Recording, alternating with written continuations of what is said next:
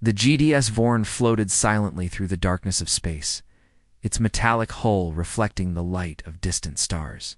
Inside, the crew moved about their duties, engineers maintaining systems, pilots checking navigation charts, and soldiers preparing for the next mission. Among them, one human had started to become a familiar sight, Ethan Cole, the once-doubted rookie from Earth. It had been 3 weeks since the mission on Ravus 9, where Squad Vorn faced an army of rogue drones. Ethan's courage during that mission had earned the respect of his team. The crew now saw him not as a weak outsider, but as one of their own. Even General Krathak, the fearsome Draven leader, had begun to look at him differently. A change in the air. The squad was gathered in the mess hall that evening. The room was filled with the hum of alien voices, the scent of strange food, and the occasional sound of laughter, something rare on a warship. Ethan sat with Kyraton, the insectoid medic, and Sarak, the reptilian scout. They were telling stories from their home worlds. "So," Sarak hissed, tapping his claw on the table, "your species fights wars with, what did you call them?" "Tanks," Ethan chuckled. "Yeah, big metal machines that roll on the ground.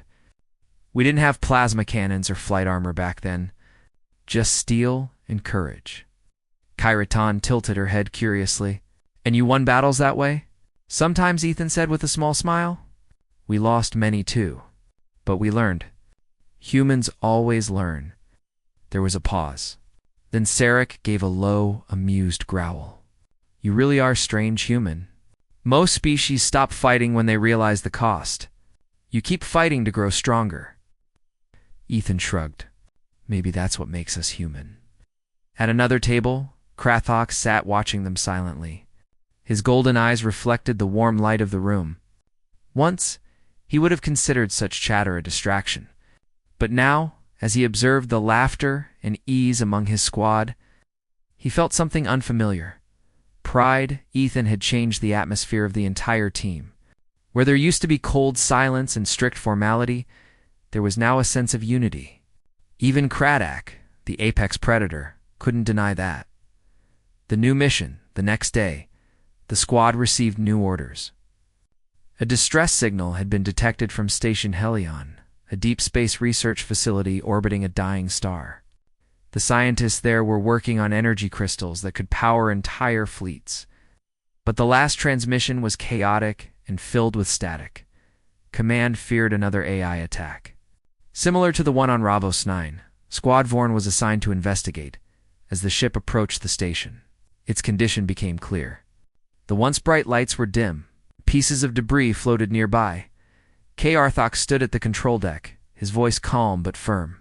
"Weapons at full charge. We dock and move in fast. No delays." Ethan checked his gear, making sure his blaster was charged and his helmet secure. He had learned that preparation often meant survival. When they docked, the airlock hissed open, and the squad stepped into the station's corridors. The halls were cold and quiet, lit only by emergency lights. Something happened here. Sarak muttered, scanning the walls. "No bodies. No heat signatures." Kyraton scanners clicked.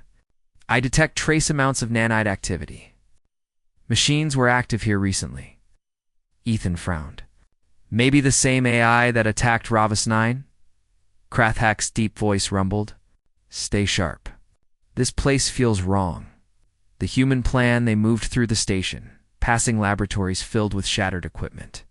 Strange symbols were burned into the walls, signs of the AI's digital corruption. Suddenly, the lights flickered. A mechanical voice echoed through the speakers. "Unauthorized personnel detected. Defense mode activated." Panels slid open, and defense drones dropped from the ceiling. Energy blasts filled the air. "Cover positions." Krathak roared. Ethan ducked behind a terminal and fired back. The drones were fast, dodging plasma shots with perfect precision. "These aren't normal defense units," Kyraton shouted. "They're adapting." Ethan quickly scanned the environment. His eyes landed on a large coolant pipe running above them. He remembered something he had read about these stations. Their cooling systems used magnetic pulses to control heat flow. He turned to KRTHAK. Sir, if we overload that pipe, it'll release a magnetic surge. It could disable their targeting systems for a few seconds. Kretak looked at him. And how do you plan to survive the explosion? Ethan grinned. With luck. Without waiting for a reply, he sprinted toward the control panel. Plasma bolts followed him, grazing his armor. He reached the console, ripped open the cover, and began rerouting power. Sparks flew as alarms screamed. Ethan now. Kretak shouted. The pipe burst, releasing a wave of blue magnetic energy. The drones froze midair, their systems scrambled. Kretak didn't waste a second. He and Sarek destroyed them all in one coordinated strike. When the smoke cleared, Ethan was lying on the floor, coughing but smiling. Khyraton rushed to him. You are reckless, human. But it worked. Kretak looked down at him, the corner of his mouth curling slightly, the Draven version of a smile. You have the instincts of a predator. You fight with your mind as much as your body. Ethan looked up. Coming from you, that means a lot. Quiet conversation after securing the station and restoring basic systems. The squad took a short break in the command room. The mission had been dangerous, but successful. As the others rested, Kretak stood by the observation window, gazing at the dying star outside. Its red glow cast long shadows across the room. Ethan walked up beside him, holding 2 ration packs. Thought you might be hungry, he said. Kretak glanced at the human. Dravens eat alone. Ethan smiled faintly. Then I'll stand over here. Not eating. Just keeping company. For a moment, Kretak said nothing. Then he finally took the ration and opened it. The silence between them wasn't uncomfortable. It was calm. After a while, Ethan spoke quietly. Can I ask something, sir? Speak. Why did you join the Alliance? I mean, your species doesn't seem like the kind that follows others. Crash Quash golden eyes glimmered. You are right. My people do not follow. We lead, we conquer. But there is one thing we learned after centuries of war. Even predators grow tired of endless blood. The Alliance offered a new purpose. Protection, not domination. He looked out the window again. Still, old instincts die slowly. Ethan nodded. Maybe that's true for everyone. Humans fight too much sometimes, but we always find reasons to stand together in the end. Kretak turned his head slightly. You believe your kind can unite the galaxy? Ethan chuckled softly. No, but maybe we can remind it what hope looks like. Kretak didn't reply, but deep inside, something shifted. For the first time in his long life, he saw strength not in power but in purpose. The unseen enemy, just as the squad prepared to leave, alarms suddenly blared again. The floor trembled. Ethan looked at the terminal. Something's coming from below.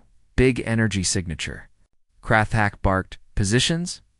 The floor split open, and a massive construct emerged. A towering machine, powered by a glowing crystal core. The AI's voice echoed through the speakers once more. You will not leave. The machine attacked, firing beams that melted metal. The squad scattered. Kretak charged forward, deflecting blasts with his energy shield. Ethan, find its control link. Ethan ran to a nearby console, his fingers flying over the keys. He found the signal, a remote uplink transmitting through the star's radiation field. I can overload its power source, but I need time. Then buy it, Cratchit growled, turning to face the giant machine. The Draven fought like a storm. His claws tore through metal, his roars shaking the station. The others fired in sync, covering Ethan as he worked. Almost there. Almost the machine swung its arm, smashing the console. Ethan dove aside, barely avoiding the blast. Sparks rained down as the terminal exploded. Kretak saw it happen, and something inside him snapped. He charged the machine head-on, roaring so loud it shook the air. With one mighty leap, he tore the glowing core from its chest. The machine went silent, collapsing in a heap of smoke and sparks. When the dust settled, Kretak stood over the wreckage, breathing heavily. He looked around. Status. Khyraton called out, all alive. Minor injuries. Ethan, covered in soot, raised a thumb. Still breathing, sir. Kretak walked toward him, his massive hand resting on Ethan's shoulder. "You fight like a warrior born. You have earned not just respect, but trust." Ethan smiled tiredly. "Then I'll try to keep it." The Predators' respect. When the squad returned to the Vorn, the report of the mission spread quickly across the fleet.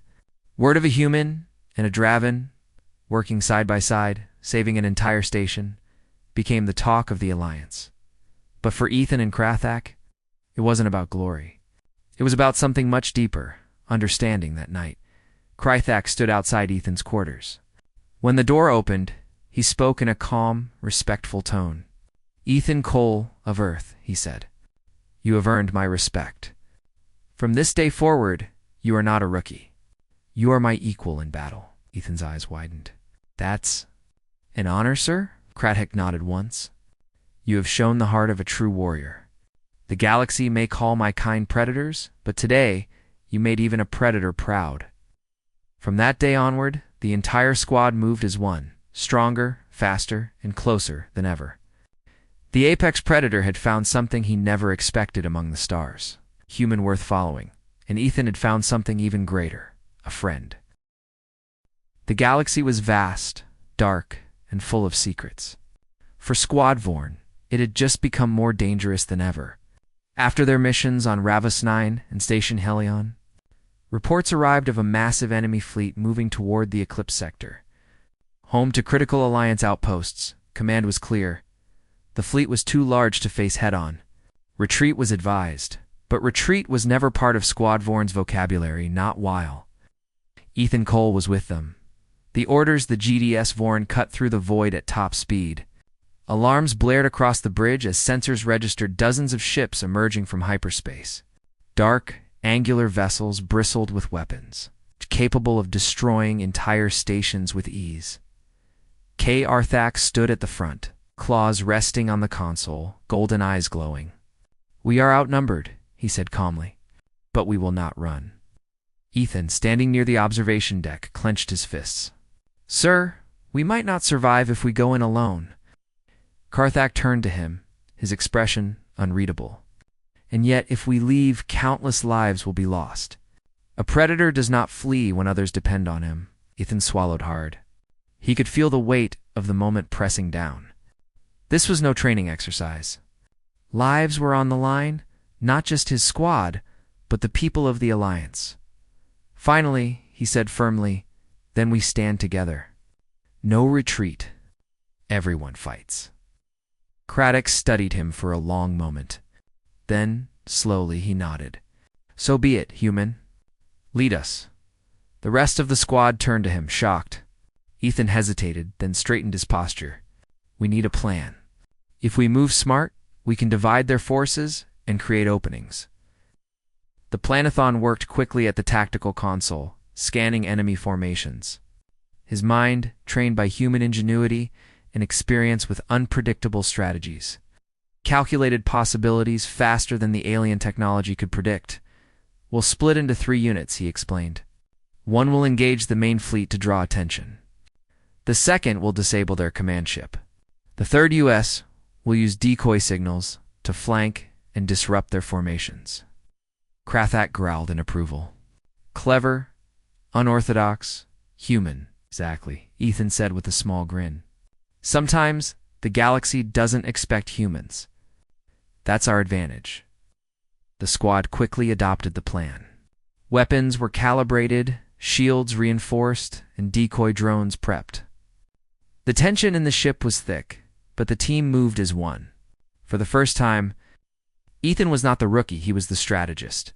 The battle begins, the enemy fleet loomed closer, dark and silent. Sensors picked up hundreds of ships, each one bristling with cannons and energy weapons. "Engage." Krathak's roar echoed through the bridge. Squad Vorn's fighters swarmed out of the Vorn, flying into the chaotic battlefield. Ethan's unit stayed at the back, using stealth technology to move undetected. Suddenly, enemy fire erupted. The first wave of Alliance ships was hit, sending explosions across the void. Ethan shouted commands, "Deploy decoys! Focus on the flanks. Keep moving." The enemy was strong, but Ethan's unpredictability gave them an edge. His decoy drones confused the fleet's targeting systems, allowing Krathek's heavy units to punch through key areas. The squad moved in perfect sync. With Ethan calling out positions and maneuvers faster than anyone could react, he was no longer a rookie. He was a leader in the heat of battle, Kurtas. Trust as the battle raged. A massive enemy cruiser targeted the Vorn directly. The squad had to act fast. Krathek turned to Ethan. Take the lead. I will follow your commands. Ethan froze briefly, then nodded. Right. We'll draw it toward the asteroid field. Its firepower will be limited. Kretchak's eyes narrowed. Do not underestimate it. Your plan may cost lives. Then we do it smart, Ethan replied. The Vorn and a few fighter units darted toward the field of jagged asteroids. The enemy cruiser pursued, firing massive energy blasts. Ethan directed every move. Evasive maneuvers, timing for decoy drones, and bursts of counter-dash fire. Arthok followed precisely, trusting Ethan completely. The apex predator had never followed anyone outside of his own kind, but now, a human strategy was guiding him. The cruiser's shields faltered as it collided with debris, and Krathek's fighters delivered critical hits. The massive ship exploded in a brilliant fireball, scattering enemy forces. The squads triumphed. As the first wave retreated, another enemy squadron arrived. Ethan quickly adapted, analyzing their formation and weakness. Split into two groups. Focus on their command ships. Use speed and surprise. The team moved like a single organism. Krathek led a charge through the center, roaring as his massive claws tore through enemy hulls. The other squad members executed flanking attacks with precision. Ethan coordinated everything from the tactical console, directing attacks and reinforcing vulnerable units. Every human instinct, every calculation, and every risk he took paid off. By the time the dust settled, the enemy fleet had retreated. The Alliance ships were battered but intact. Casualties were minimal. Thanks to Ethan's planning and the squad's unity, Arthok stood beside Ethan on the deck, golden eyes glowing. You saved many lives today, he said quietly. Ethan shook his head. We did it together. No one stands alone in a battle like this. Kodak paused. Then, for the first time in centuries, a Draven gesture of respect appeared. He extended a claw toward Ethan. The human took it without hesitation. Thank you, sir, he said. You earned more than thanks, Kratchik replied. You earned my trust. Aftermath, the squad returned to the Vorn, exhausted but victorious. The story of their battle spread quickly across the Alliance, and whispers of the human who led a Draven warrior reached every corner of known space. But for Ethan, it wasn't about fame. It was about survival, teamwork, and proving that humans were capable of more than anyone had expected. That evening, the squad gathered in the mess hall again. Laughter returned, but now it was deeper, warmer. Humans, Dravens, insectoids, and reptiles all shared stories. Ethan listened as Krathek recounted his own past battles, moments of triumph and failure. You are not a rookie anymore, Krathek said quietly, as if speaking only to Ethan. You are a warrior. And perhaps the first human I would follow into battle without question. Ethan felt a swell of pride. He had never sought to impress the Draven, but earning that respect was more important than anything else. A quiet moment later, Ethan stood at the observation deck, staring at the endless stars. The galaxy was bigger, stranger, and more dangerous than he had imagined. Yet for the first time, he didn't feel small. He had survived missions that would have broken most soldiers. He had gained the trust of the galaxy's apex predator. Arthak approached, silent as always. You have heart, human. Instinct and courage alone do not make a warrior, but your loyalty. Your willingness to stand when others might run? That is rare. Ethan smiled faintly. Thanks, sir.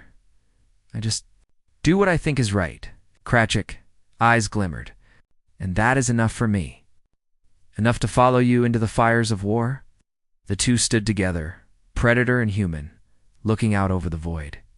For all the darkness in the galaxy, there was hope, and it was growing stronger. The turning point that mission changed everything for Squad Vorn. They were no longer a team led solely by a Draven predator. They were a unit inspired by human ingenuity, courage, and determination. Ethan had proven that even in the face of overwhelming odds, humans could lead, strategize, and survive.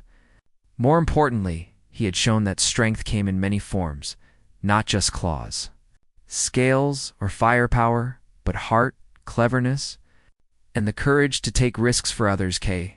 Arthak, once solitary and feared, had found himself relying on the human rookie. For the first time, he acknowledged the truth of what many had whispered for centuries. Humans might be young, unpredictable, and underestimated, but they were capable of greatness. And greatness, Craddock realized, was something worth following. The galaxy had seen many battles.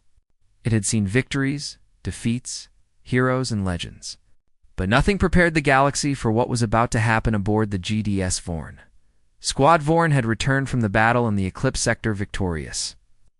Though exhausted, the human rookie, Ethan Cole, had not only survived, but had led the squad through impossible odds, earning the trust of his team and the respect of the apex predator. Now the aftermath of their triumph awaited them. The galaxy would hear about them, but more importantly, something personal was about to change between the human and the mate. Dr. Avon, the celebration, the squad gathered in the main hall of the ship. Alien banners hung across the walls, symbols of the Alliance. The mood was light, stark contrast to the tension of battle. Laughter and chatter filled the room as squad members shared rations and stories. Even Crack, usually stoic and unmovable, joined in silently, observing the camaraderie with a quiet pride. Sarek, the reptilian scout, nudged Ethan. "I still cannot believe the Draven followed your plan," he said, his sharp eyes reflecting amusement. Ethan shrugged. "It worked. That's all that matters." Kyraton, the insectoid medic, offered a small smile. "It is rare for a human to earn the trust of a predator," she said softly. "You have done something remarkable." Ethan felt a mixture of pride and humility. He didn't seek recognition, but it was impossible to ignore the weight of their words. For centuries, humans had been underestimated by the galaxy, and he had begun to change that perception. The quiet moment later, as the rest of the squad rested, Ethan stood near the observation deck, staring at the stars. Endless, silent, and beautiful, each one a reminder of the vastness he had once feared. Kaerthok approached silently, his massive form casting a shadow across the deck. Ethan didn't turn immediately. He knew the Draven was there. "You have done well, human," Krathik said, his voice low and steady. "Not just in battle, but in spirit." Ethan finally looked at him. "Thank you, sir. I only did what I had to. I couldn't ask for better teammates." Kathik's golden eyes glimmered. "You underestimate yourself. Humans are often dismissed as fragile or inexperienced. But you have shown patience, courage, and the ability to lead. Those qualities are rare even among predators." Ethan smiled faintly. "I've learned from watching all of you, and maybe I've had some luck." Craddock growled softly, the closest thing he could manage to a smile. "Luck is preparation meeting opportunity." "You prepared well, human." The oath days later, the squad received a formal invitation from Alliance Command. A ceremony was to be held to honor their bravery and success. Representatives from multiple species, high-ranking officials, and fellow soldiers were present. The hall was massive, its walls lined with shining panels displaying the insignias of the Alliance. The atmosphere was formal, yet the excitement of witnessing history filled the air. When Squad Vorn entered, whispers followed them. The story of the human rookie who had led a Draven warrior and survived against impossible odds had already spread across the fleet. Arthok walked beside Ethan, silent but alert. He did not usually show emotion in public, yet his presence was a statement, a silent acknowledgement of the human beside him. The commander of the Alliance stepped forward. "Squad Vorn has faced impossible odds and emerged victorious. But one member, a human from Earth, has proven courage, intelligence, and leadership beyond measure. Ethan Cole, we honor you today." Ethan stepped forward, bowing slightly in respect. The applause was thunderous. He felt a mixture of pride, humility, and disbelief. Then Krathak did something no one had expected. The massive Draven strode forward, placing his claws firmly on the deck. He lowered his head, a traditional gesture among his kind for deep respect. "I, Krathak of Draven Prime, swear my loyalty to Ethan Cole of Earth," he declared. His voice echoed across the hall. "The galaxy may call my kind predators, but today, I recognize a leader worth following." A hush fell over the room. Never before had a Draven warrior publicly sworn loyalty to another species. The declaration was unprecedented. Ethan stepped forward, eyes wide. "Sir, I don't know what to say." Kra, Quith, Gas gaze softened. "Say nothing. Just accept it. From this day forward, we face whatever comes, side by side." Ethan extended his hand and Krathak gently clasped it in his massive claw. The hall erupted into cheers. The future of the Alliance after the ceremony, the squad returned to their ship. The bond between Ethan and Krathak was now unbreakable. Their loyalty to one another was no longer just about survival. It was about trust, respect, and a shared purpose. The other members of Squad Vorn felt the change too. They moved more cohesively in training, coordinated better in missions, and supported one another with renewed vigor. Humans were no longer seen as outsiders. They were capable allies, leaders, and innovators. Ethan reflected on the journey that had brought him here. From a rookie underestimated by everyone to the human who earned the respect of an apex predator. He had learned lessons no training could teach: courage, loyalty, and the power of standing firm in the face of fear. The final lesson, Krathak stood beside Ethan on the observation deck once more. The galaxy stretched before them, endless and mysterious. "You have changed my perspective," the Draven said quietly. "I believed predators lead and humans follow. But now, I see strength is not only in power, it is in courage, cleverness, and loyalty. You have shown me that human." Ethan nodded. "I've learned from you too, sir. Strength can be shared. Leadership isn't about who's strongest. It's about who inspires others to fight with you." Krathak's eyes glimmered with approval. "Then let us continue. Together, we will face whatever threats the galaxy sends. Side by side," Ethan smiled.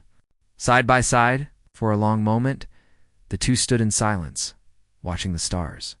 The bond between human and predator had grown stronger than any fear, stronger than any battle, and somewhere in the infinite expanse of space. Other species began to whisper humans are small, fragile, and underestimated, but never doubt them.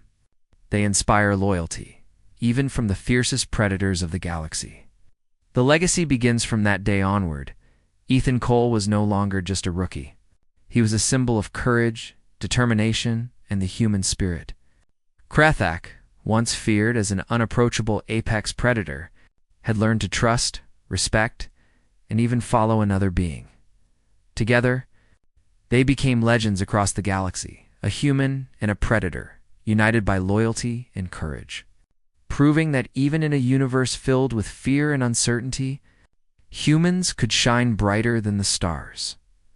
Squad Vorn, guided by Ethan's ingenuity and Krathak's strength, became an unstoppable force. Their stories spread from planet to planet, inspiring others to believe in the power of unity, trust, and heart. Ethan had joined the squad as a rookie. He had survived impossible missions. He had led his team. He had earned the loyalty of a predator. And in doing so, he had shown the galaxy that humans, though young, underestimated, and small, could achieve greatness beyond imagination. The stars themselves seemed to shimmer brighter that night, as if acknowledging a new legend had been born. The Nebula Bar sat in the middle of Station 9, a giant trade outpost floating between the borders of several alien territories. It was the kind of place where you could see dozens of species in one evening. Traders, pilots, soldiers, smugglers, diplomats, all stopped by at some point. The bar was famous for its strong drinks, quiet music, and the rule that no one started fights there. It was a rule that had kept peace for many years. That evening, the air was warm and full of mixed smells. Different species gave off different scents, some sweet, some metallic, some almost like burned ozone. The light above the bar shifted colors slowly, matching the music. A group of reptilian traders were laughing near the door. Two insectoid workers were whispering over a game of halachas. Near the back, a human named Carter sat alone at the counter, enjoying his drink. Carter was not a large man, not compared to the heavy-built aliens around him. But there was something steady in the way he sat, something relaxed and sure. He looked like someone who had seen danger before and learned not to jump at shadows. His brown jacket was faded, the edges worn from travel, and a small patch on his sleeve showed the blue insignia of the Terran Frontier Corsa. Group known for going where few dared, the bartender, a tall, six-armed alien named Krell, poured Carter another glass of golden liquid. "Rough day?" Krell asked in a deep, echoing voice. Carter smiled faintly. Just the usual. Cargo check took twice as long as it should. Customs officers on this station love paperwork more than they love breathing. Krell chuckled, a strange vibrating sound that came from two throats at once. At least you humans can complain about it. Some of us don't even get the forms translated right. Carter grinned. Fair point. The music played. And a slow, calm tune from a species that used vibrations instead of instruments.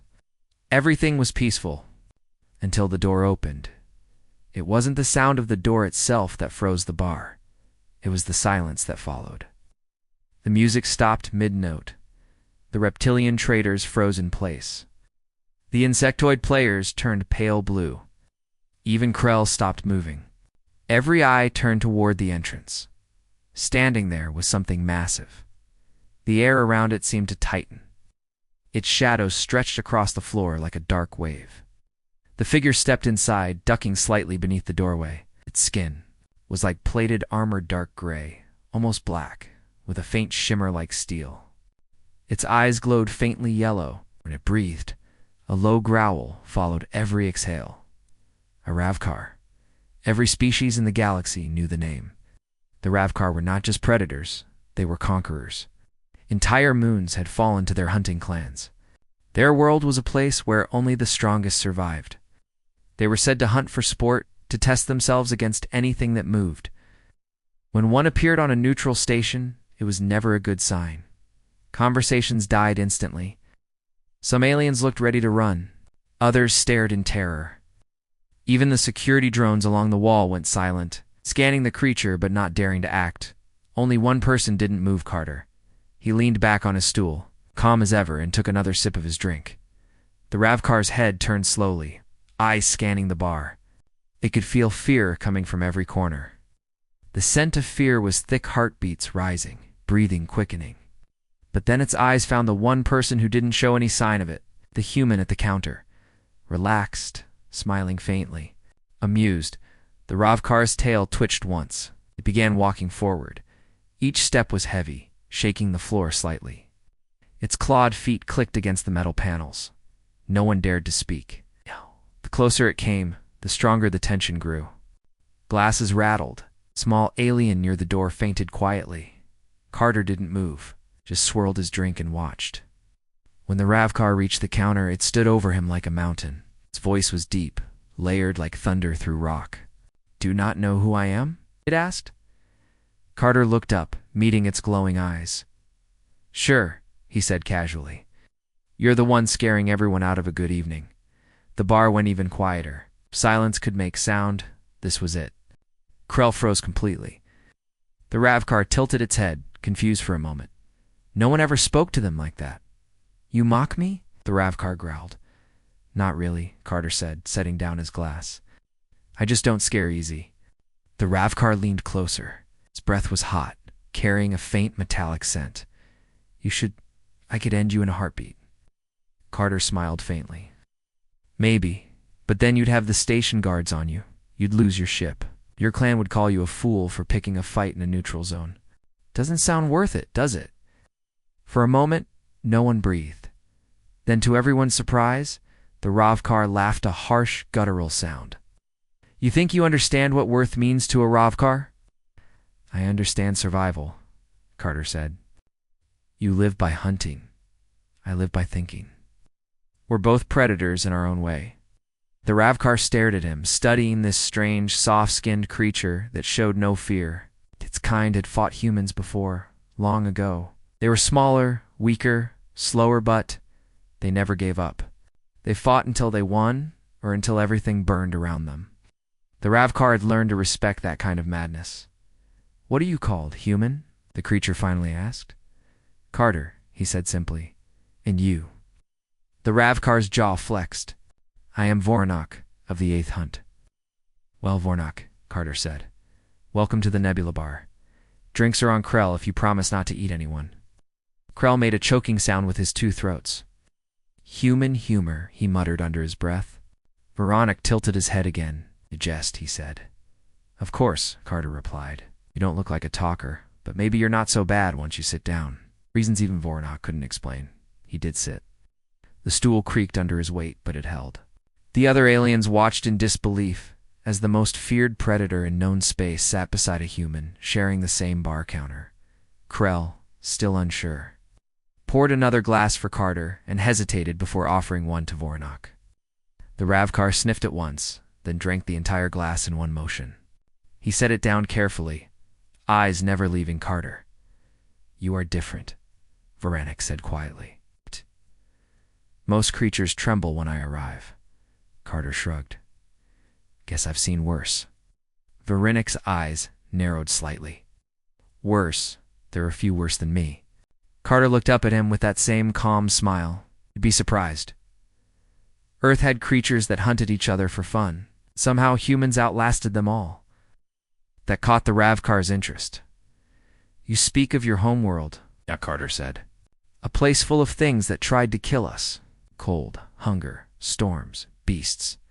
We learned to fight or die. We stopped being prey a long time ago. Voronak said nothing. He just stared, the glow of his eyes dimming slightly in thought. The bar was silent again, but this time it wasn't from fear. It was from awe. No one had ever seen a Ravkar hesitate before, not like this. The only one who seemed comfortable was the human with a half-empty glass. After a long pause, Voronak stood up again. Perhaps, he said slowly, I have judged your kind too quickly. Carter raised his glass in a small toast. Happens to everyone. Voronak gave a low growl that might have been laughter, then turned toward the door. As he left, the lights of the bar slowly brightened again. Conversation started to return, though still in whispers. Krell leaned forward. You're insane human, he said. Carter smiled, finishing his drink. Maybe. But it worked, didn't it? Krell shook his head. You stared down a Ravkar and lived. Yeah, Carter said. Well, that's something to drink too. He signaled for another round, and as the music started up again, the bar slowly returned to normal. But the story of that night, the night an apex predator entered the bar, and only the human, looked amused, would be told across the station for years to come. 2 days had passed since that strange night in the Nebula Bar. The story had already spread across Station 9 like a solar flare. Everyone was talking about it. The idea that a Ravkar, one of the most feared apex predators in the galaxy, had walked into a bar and that a human had faced it without fear was unbelievable. Yet those who were there swore it was true. Even the security recordings were proof. Many had watched them again and again. The moment when Carter, single Terran, looked into the eyes of the Ravkar warrior Voronak and smiled. Some said the human was insane. Others said he was brave beyond reason. Either way, people were curious now. Humans were no longer seen as fragile newcomers to space. There was something strange and strong about them. Carter, however, didn't care much about the rumors. He was back to his usual routine, moving cargo, fixing ships, and returning to the Nebula Bar each evening for his drink. He liked it there because it was calm. He didn't want fame or attention, but attention found him anyway. That evening, as Carter sat at the counter again, Krell, the 6-armed bartender, moved around cleaning glasses. The bar was more crowded than usual. A few curious faces looked toward Carter now and then. Some whispered quietly, pointing at him. Carter noticed, but pretended not to. He wasn't here to entertain anyone. Krell slid a fresh glass toward him. "You've become quite the celebrity," he said, his deep voice carrying a mix of amusement and concern. Carter sighed. "Yeah, not by choice. I just wanted a quiet night," Krell chuckled.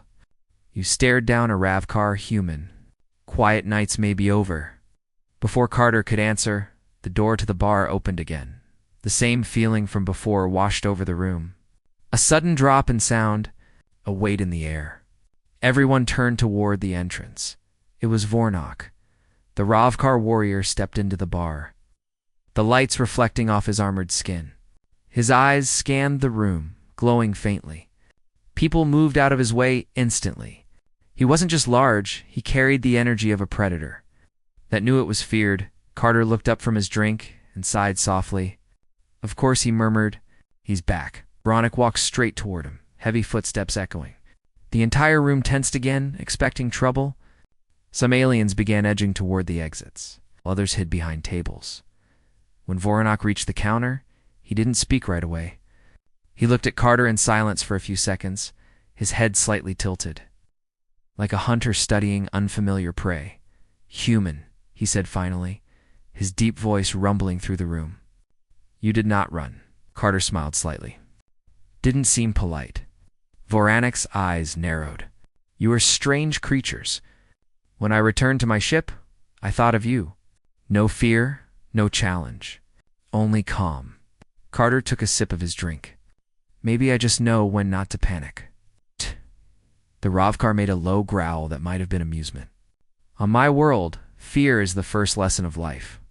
To conquer it is the mark of a warrior. Yet you act as if it never existed." Carter turned on his stool to face him properly. "Humans learned something different. We don't try to conquer fear. We live with it. We just don't let it control us." That answer caught Voronok's attention. "You accept fear as a companion?" he asked, genuinely curious now. "Exactly," Carter said. "Fear keeps us sharp. It reminds us what's important, but it doesn't make our choices for us." The bar was completely silent again. The aliens nearby listened carefully, fascinated by the exchange. To hear a human talk like that, calm, logical, fearless, was something new to many of them. Vornok grunted softly. "Perhaps that is why your kind survives. I have heard stories of humans fighting until there is nothing left to fight with." Carter gave a small smile. "We don't quit easily. Sometimes that's good. Sometimes it's trouble." Krell leaned closer, pretending to clean a glass, but obviously listening to.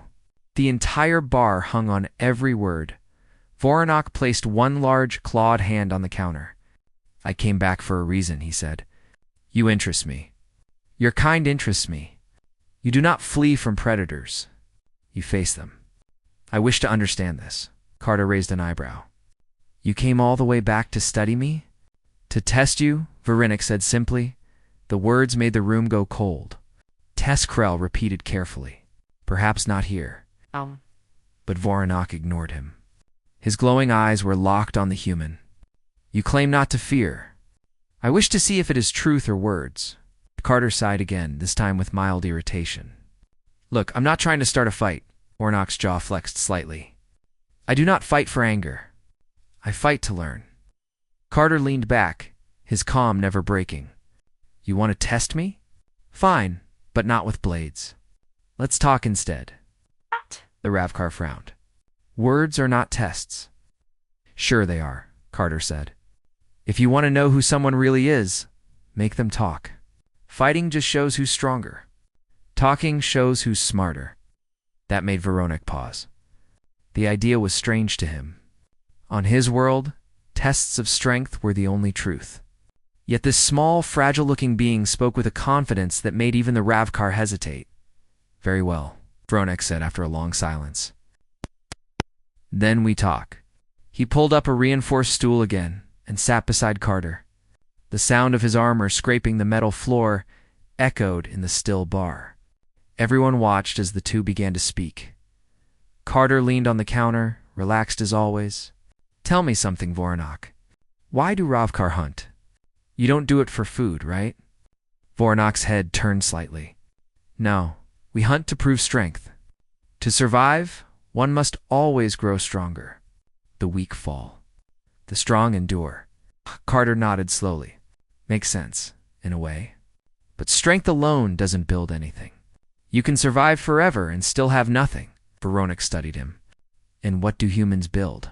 Everything, Carter said simply.